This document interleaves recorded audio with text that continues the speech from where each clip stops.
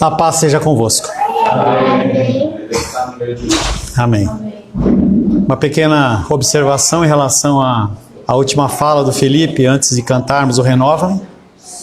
Não há a mínima possibilidade de, independente do que você fizer, da luz do Senhor apagada dentro do seu coração. Porque Ele prometeu que estará conosco até o fim dos tempos. Ela pode minguar, mas ela não se apaga. Compartilho com vocês nesta noite a alegria de estarmos na casa do Senhor, louvando, adorando e bendizendo o nome dEle.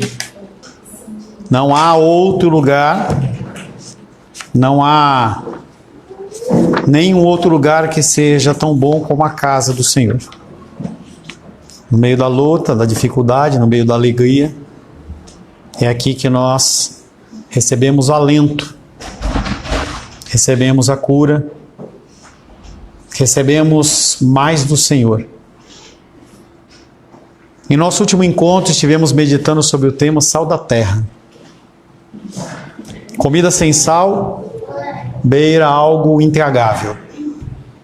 A comida pode estar fresca, pode estar bem apresentada, usar bons ingredientes, mas sem sal ela não desce. Nosso paladar ele foi treinado para comer o que nos agrada. E você adestra o seu paladar como você deseja. Em casa, quando nós pensamos em chocolate, para mim tem que ser chocolate ao leite. O que a minha esposa chama de paladar infantil. Ela já gosta de um chocolate 50% e 70%. Para mim, negativo. Nós treinamos o nosso paladar. Não é algo que é inerente a nós. Semelhantemente, devemos treinar o nosso paladar espiritual e não aceitar alimentos que não nos sejam saudáveis. Nós ouvimos toda sorte de coisas o tempo inteiro, todo o tempo. Temos que ter um cuidado enorme das coisas que nós ouvimos. Se aqui, ou na internet, no rádio, em qualquer outro lugar, você tem que estar com o seu discernimento ligado. O sal era usado para dar sabor aos alimentos, tal como é hoje. Mas a função mais importante do sal era a conservação. Além disso, o sal, ele provoca sede. Porém, enquanto a igreja tenta ser o sal para ajudar na preservação da sociedade, a própria sociedade faz tudo ao seu alcance para remover a influência da palavra de Deus da vida humana. Nós temos visto a cultura, ou a pseudocultura, o humanismo, tentando de todas as formas perverter aquilo que é bíblico, aquilo que é bom, e tentando vender para você uma coisa que é estragada e podre, em lugar daquilo que é saudável. Por fim, o sal ele provoca sede. Devemos provocar sede naqueles que nos observam, a fim de que eles também queiram beber das águas que nós bebemos. A igreja, ela cresce, o evangelho, ele cresce a partir do momento em que as pessoas falam do evangelho. Se você é uma pessoa que não fala do evangelho, a igreja de Cristo, não a nossa igreja local, a igreja de Cristo não vai crescer. Como que eles vão crescer se não há quem pregue? Como? Até o Joaquim está fazendo evangelismo e você continua dentro da sua casa, ocupado com suas coisas. Caso sua vida não seja diferente da vida dos seus amigos seculares, você precisa reavaliar o seu cristianismo. Será que realmente você é cristão?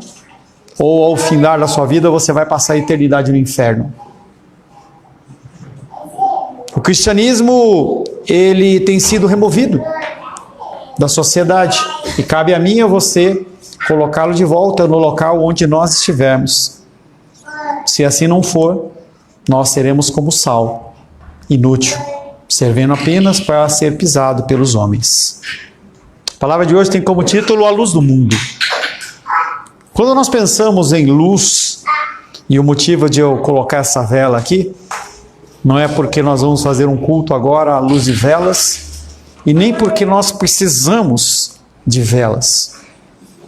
Mas quando nós olhamos o Antigo Testamento, a gente vê a necessidade das velas, ou dos candelabros.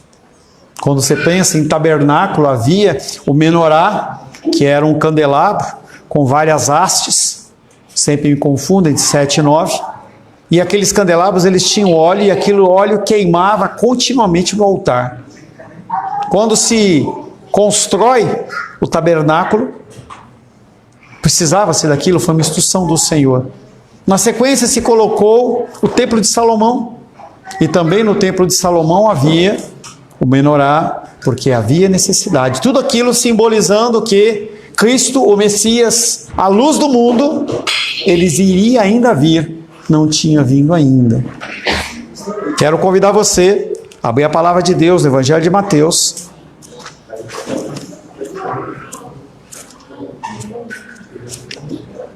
Evangelho de Mateus, capítulo 5.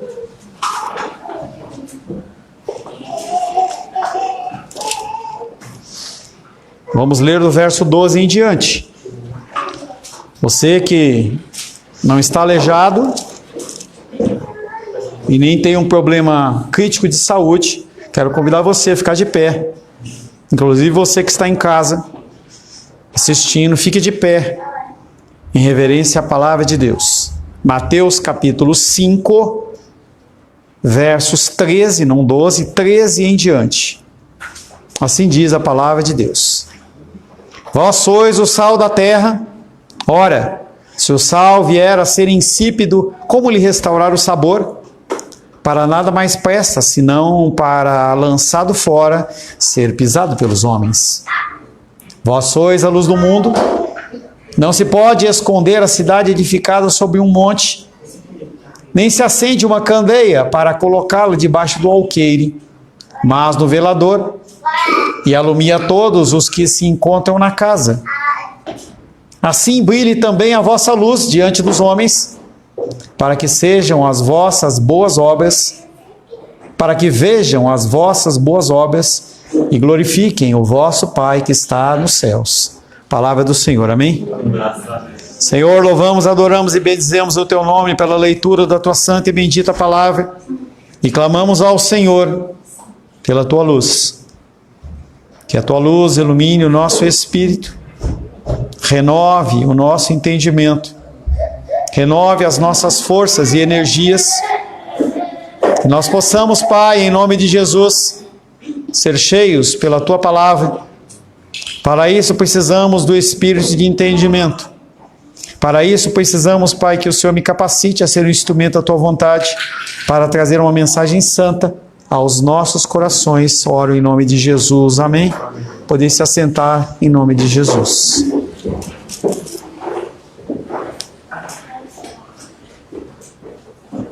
Como no verso 13 da semana passada, ele começa falando vós, ou vocês. E é enfático, ele não está falando com qualquer um. Ele está falando para um grupo determinado de pessoas, no caso, os filhos dele. Vocês, meus seguidores, meus filhos, meus discípulos, vocês, nenhum outro, são a luz do mundo. Embora os judeus se vissem como a luz do mundo, Romanos 2,19, abra aí por gentileza. Se você não quiser abrir, fique à vontade também, eu vou ler. Romanos 2,19 diz: que estáis persuadidos de que és guia dos cegos, luz dos que se encontram nas trevas, e os gentios, eles não eram considerados como luz, mas os judeus achavam que somente eles eram a luz. Porém, a verdadeira luz do mundo é o servo sofredor, Isaías 42:6. Isaías, capítulo 42, verso 6. Isaías, o quinto evangelho, escrito 600 anos antes da vinda do Messias. Isaías, capítulo 42, verso 6 diz: eu, o Senhor, te chamei em justiça, tomar-te-ei pela mão e te guardarei, e te farei mediador da aliança com o povo e luz para os gentios. Luz, luz. Ele, Jesus, ele foi profetizado como a luz e ele cumpre. João capítulo 8, verso 12. João 8, 12. De novo lhes falava Jesus dizendo: eu sou a luz do mundo. Quem me segue não andará nas trevas, pelo contrário, terá a luz da vida. Embora os judeus se vissem como a luz do mundo, a verdadeira luz do mundo é o servo sofredor, cumprido em Jesus. Por consequência, seus discípulos, eu e você, homens e mulheres que foram do passado, homens e mulheres que vão vir ainda, serão aqueles que se constituem a nova luz. Efésios capítulo 5, verso 8. Efésios capítulo 5, verso 8 diz assim: pois outrora eu, você, pessoas do passado, pessoas do futuro, pois outrora éreis trevas, nós éramos pessoas que andávamos nas trevas, porém agora, não depois, não amanhã, mas hoje, sois luz no Senhor, por isso andai como filhos da luz. Viva o que você profere ser. Não se está pedindo que você invente nada. Se você fala que você é, seja. Se você acha que você se diz sacerdote, seja.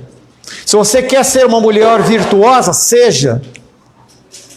Esse verbo ser, nós já falamos algumas vezes, ele tem muito a ver, especificamente com a figura do Senhor. Ele fala, eu sou. E nós temos que tomar a nossa atitude e cumprir o papel para o qual nós somos designados.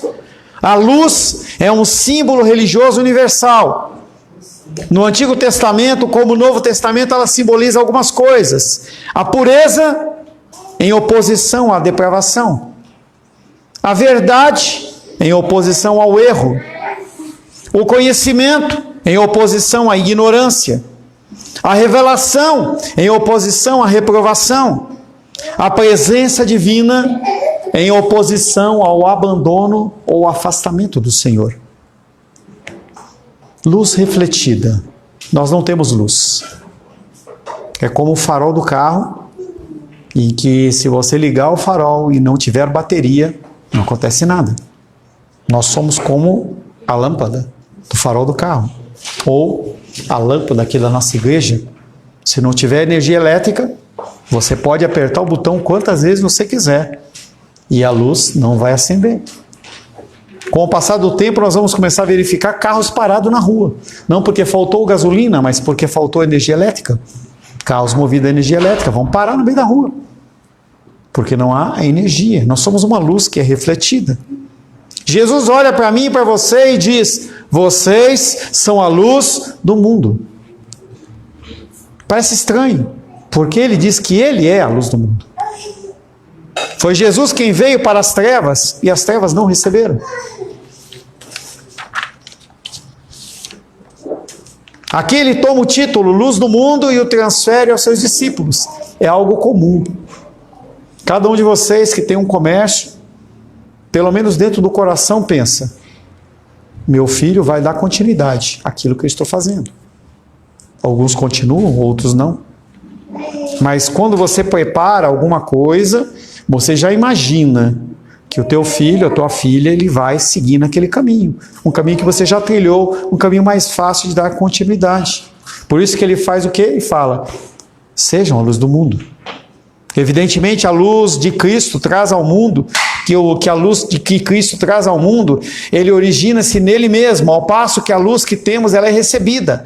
Nossa luz é um reflexo da luz dele. E essa luz que temos em nós, ela não pode ser, não deve ser escondida, e sim ser manifesta. Porém, você pode optar em não fazer isso.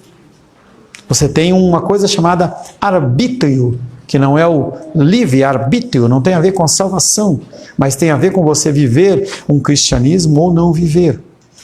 Tem a ver com você ler as Escrituras com fome e sede da palavra, independente de onde você estiver, e você demonstrar realmente que você é feliz em ser cristão. Que segurança tenho em Jesus? Que segurança você tem em Jesus? Será que você tem realmente? Será que em meio às pessoas você permite que o seu cristianismo ele se manifeste? Ou você se retém para você continuar sendo aceito?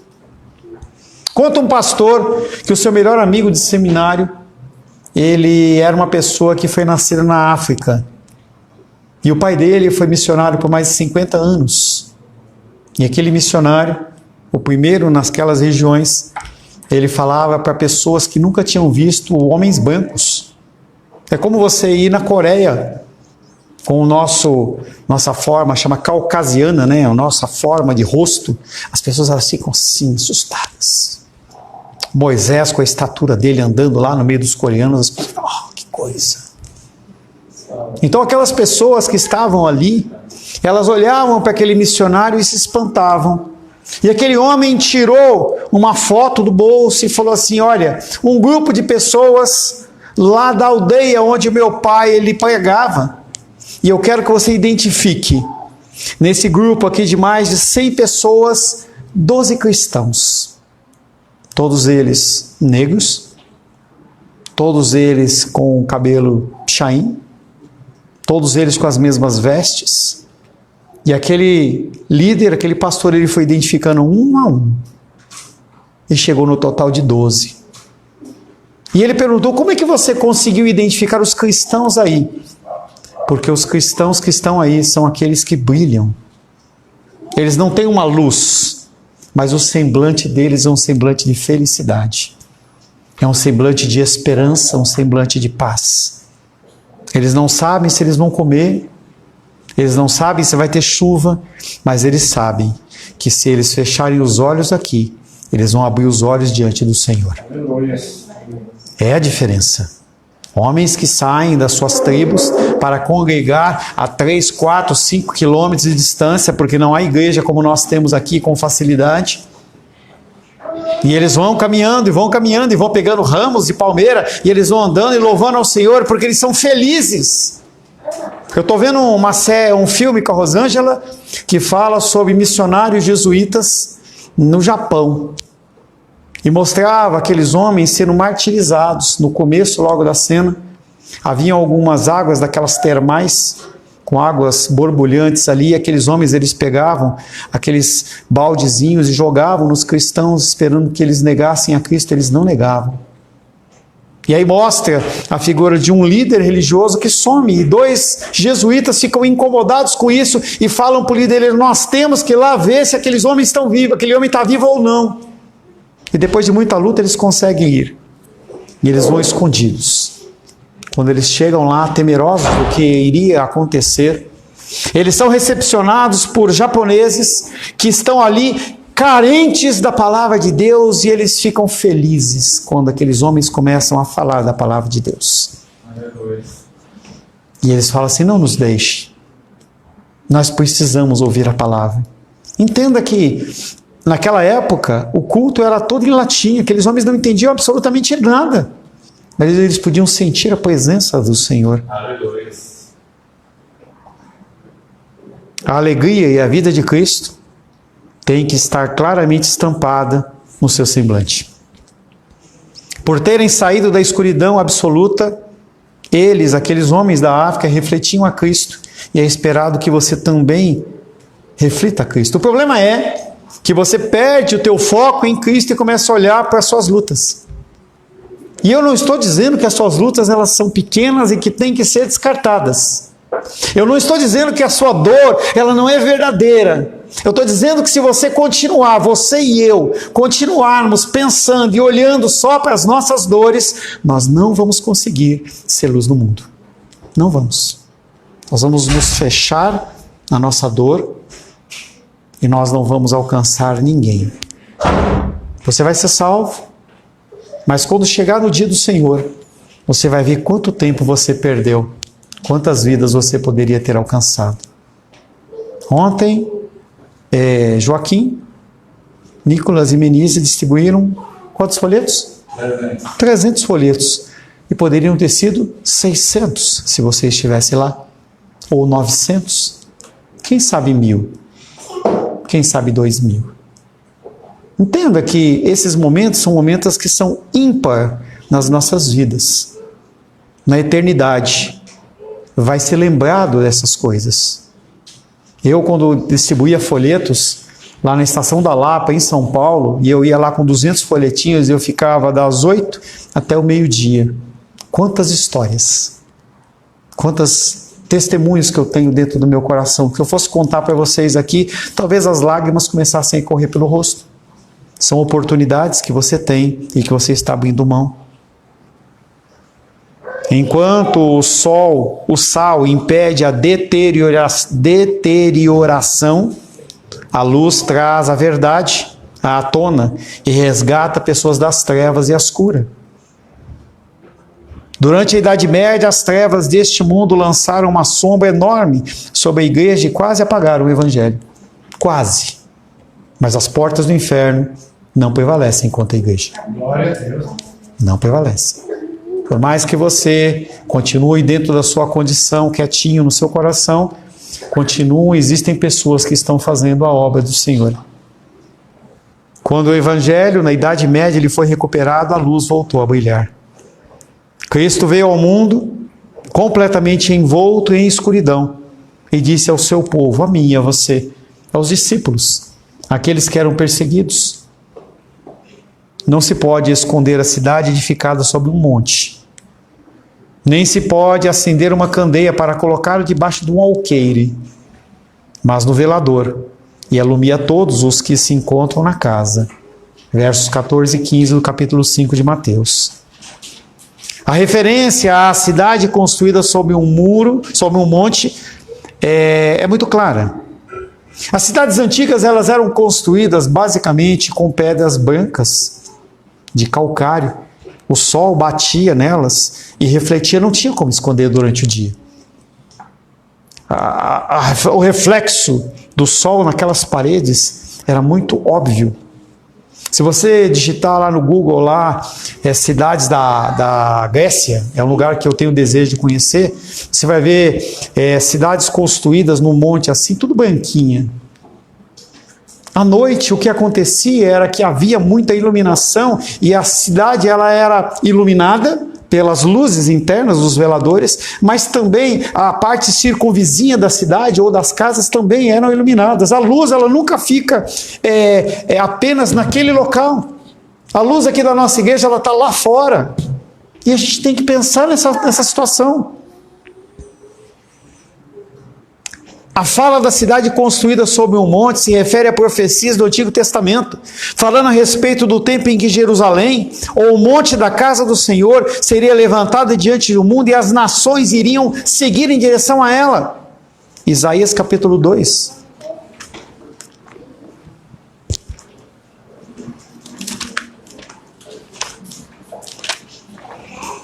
Isaías capítulo 2. Versos 2, 3 e 5. Isaías capítulo 2, versos 2, 3 e 5 diz: nos últimos dias acontecerá que o monte da casa do Senhor será estabelecido no cume dos montes, e se elevará sobre os outeiros, e para ele afluirão todos os povos. Irão muitas nações e dirão: vinde e subamos ao monte do Senhor e à casa do Deus de Jacó, para que nos ensine os seus caminhos e andemos pelas suas veredas, porque de Sião sairá a lei e a palavra do Senhor de Jerusalém. Verso 5. Vinde, ó casa de Jacó, e andemos na luz do Senhor.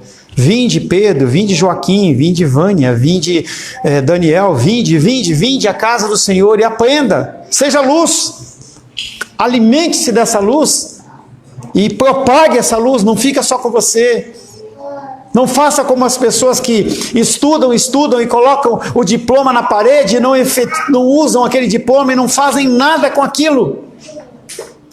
Seja uma pessoa que utilize os seus dons. Da mesma maneira que essas cidades não podiam ser escondidas, também é inconcebível acender uma luz e escondê-la debaixo de qualquer objeto.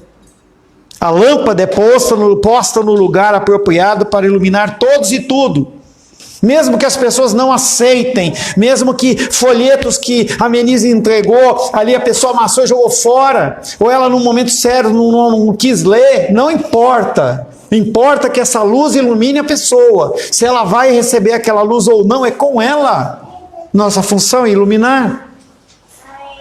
Tanto judeus como gentios se identifica com a todos que estão na casa, tendo em vista o tema dos gentios como sendo uma coisa já preparada, já a partir do livro de Atos, para eu e você sermos alcançados.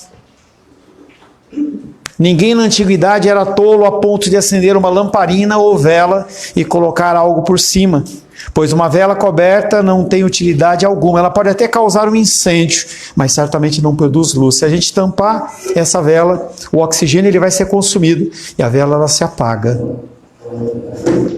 As velas eram colocadas em um pedestal para que a casa ficasse bem iluminada. E nós devemos deixar a nossa luz brilhar dessa mesma forma, em vez de ocultá-la. Assim brilhe também a vossa luz diante dos homens, para que sejam e vejam as vossas boas obras e glorifique o vosso Pai que estás nos céus, porque você tem escondido as boas obras. Porque você não tem feito nada. Nós temos o ministério que Nicolas e Menise pilotam, você pode se associar a eles.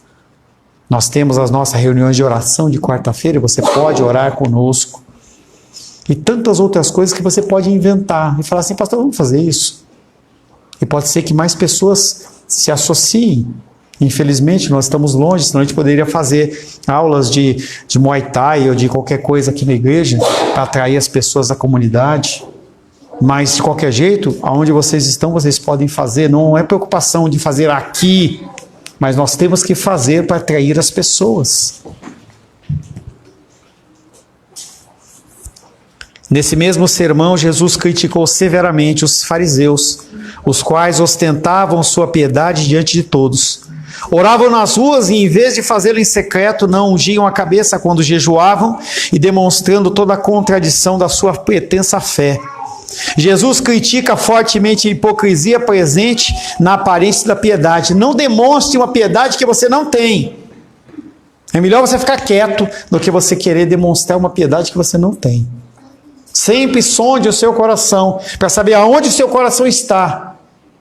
Esse título de pastor, de missionário, o que quer que seja, evangelismo, não ostente essas coisas se você é uma pessoa hipócrita e você não faz nada com isso. Muitas pessoas fazem isso. Eu quero ostentar um título, eu quero ser chamado. Uma das coisas que eu tenho mais bronca é reverendo, que é um título da igreja presbiteriana, como se algum ser humano precisasse ou merecesse reverência. Reverendo. Não sou reverendo, é pastor. E olhe lá. A luz que ele coloca em seu povo, Jesus coloca em mim e em você, é projetada para ser vista por todos. Se a pessoa ela se incomoda, ela tampa os olhos. Eu sempre usei óculos escuros. Eu tenho dificuldade, sempre tive dificuldade na visão com claridade. E eu comecei a estudar um pouco e vi que usar óculos escuros danifica, é ruim, não é bom. Nós somos feitos para vermos a luz. Você não vê ninguém lá no negócio de cana, lá cortando cana, de óculos escuros. Por quê? O olho do cara é diferente do seu? Nós acostumamos. E a pessoa ela pode tampar a sua vista para não ver a luz que você está emanando, mas a luz tem que estar lá. E essa luz tem que emanar de você. O mundo deve ver nossa compaixão pelas viúvas, pelos órfãos, pelos encarcerados, pelos doentes e por aqueles que estão no leito de morte. Não para que recebamos o aplauso dos homens, mas para que Deus seja glorificado. Quanto tempo faz que você não visita um doente? Será que você não tem curiosidade de saber como é você ir numa cadeia e visitar alguém? Fazer qualquer coisa, você tem a oportunidade de alcançar vidas. Aqueles homens lá no Antigo Testamento, Novo Testamento, não tinham celular, hoje você tem. É aquilo que eu falo. Não é para você ficar querendo para eu me engrandecer. Poxa, eu vou lá e falo assim, agora eu tenho 10 visualizações, 500. Não estou preocupado com isso. Mas se você vê que o que está sendo falado aqui é pertinente, compartilha. E eu falei para vocês, na quinta-feira, eu fui fazer como eu sempre faço, compartilhar meu devocional e está lá. Só posso curtir e comentar, eu não posso mais compartilhar. Ou seja, eu não posso mais alcançar vidas. Porque o Facebook está bloqueando esse tipo de conteúdo. Não é agradável, mas você pode fazer isso. Montar uma lista. E você pode mandar, olha, palavra abençoada que o meu pastor falou aqui, para ser luz. Seja luz. Talvez a pessoa que está com uma dificuldade, ou ela está em trevas, ela seja iluminada. Isso não custa nada. E você pode ganhar uma vida. Os seus discípulos devem mostrar que são discípulos realmente com as suas boas obras. E as boas obras, elas refletem toda a justiça de Deus. Os discípulos de Jesus constituem o verdadeiro povo de Deus. O posto avançado do reino consumado e o meio do testemunho para o mundo caído. Não há outra forma do mundo conhecer Jesus Cristo sem você falar. Não tem como. Jesus poderia ter colocado anjos, Deus poderia ter feito, mas Ele levantou eu e você. Pastor, eu não tenho o dom das palavras. Peça. Não sei fazer. Tente fazer. Comece. Haja. O que os seus discípulos devem mostrar são suas boas obras, ou seja, toda a justiça. Tudo que eles são e fazem deve refletir a mente e a vontade de Deus. E os homens devem ver essa luz. Quanto mais eminente é uma pessoa, mais importante, mais ferimentos ele causa por um mau exemplo se ele agir de maneira inadequada. Quanto mais você cresce, mais você chama atenção para você. Falamos na semana passada e essa semana pela manhã do pastor da Calcina. Imagina o impacto daquela igreja de ver um casamento que foi feito, um batismo que foi feito e aquele homem naquela condição. Quanto mais você cresce, quanto mais você é uma pessoa pública, mais você tem que tomar cuidado com o seu modo de agir e fazer.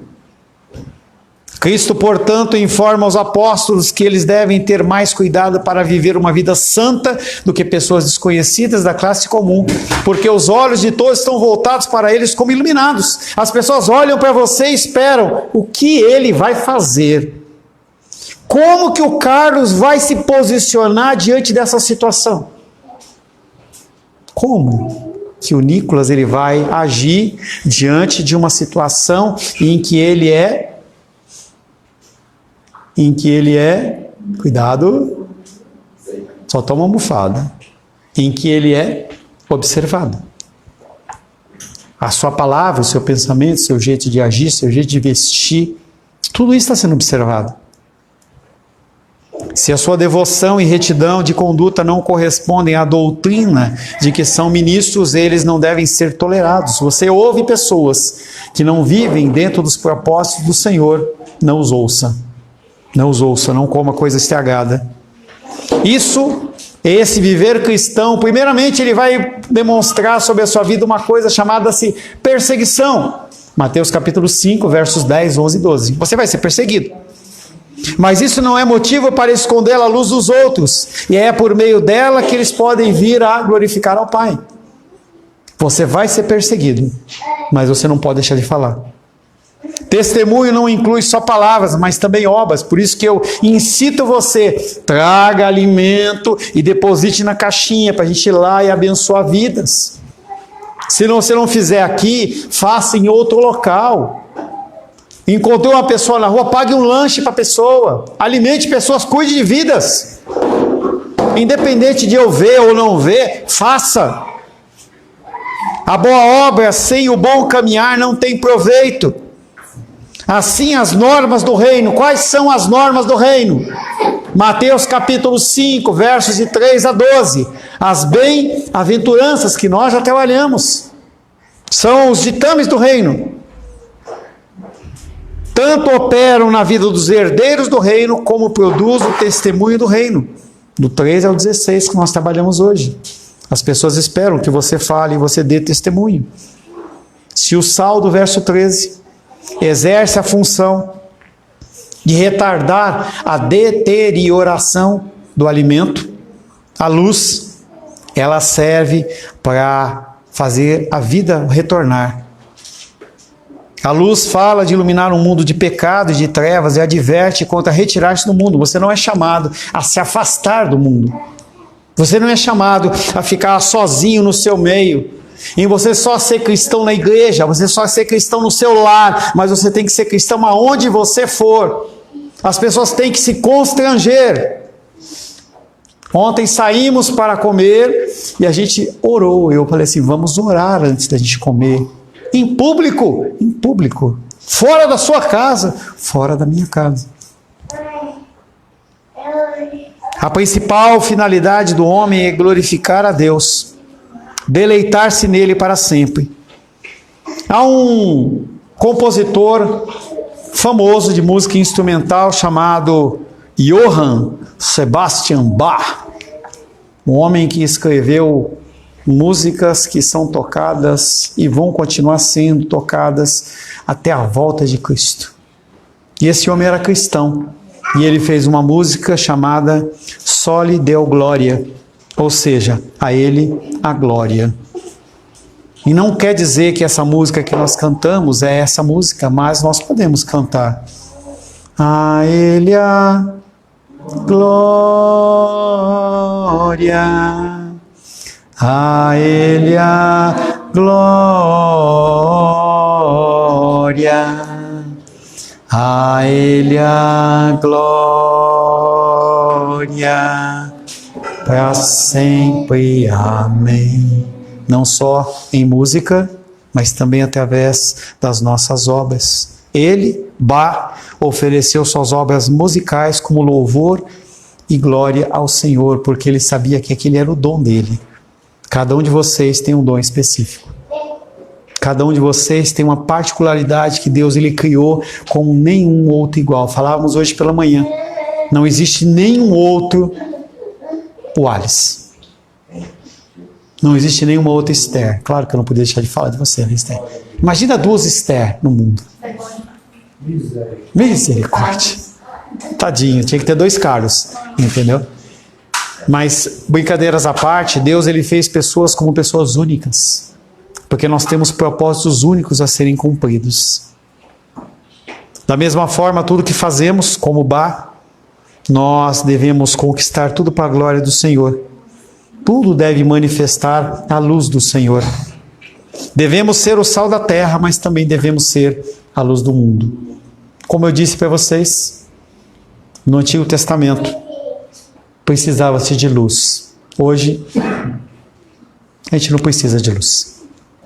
A luz é você. A luz é você. Não queimou meu dedo. Não queimou o dedo. A luz é você. E aí a palavra de Deus fica para você, o que você vai fazer nessa semana com a sua luz?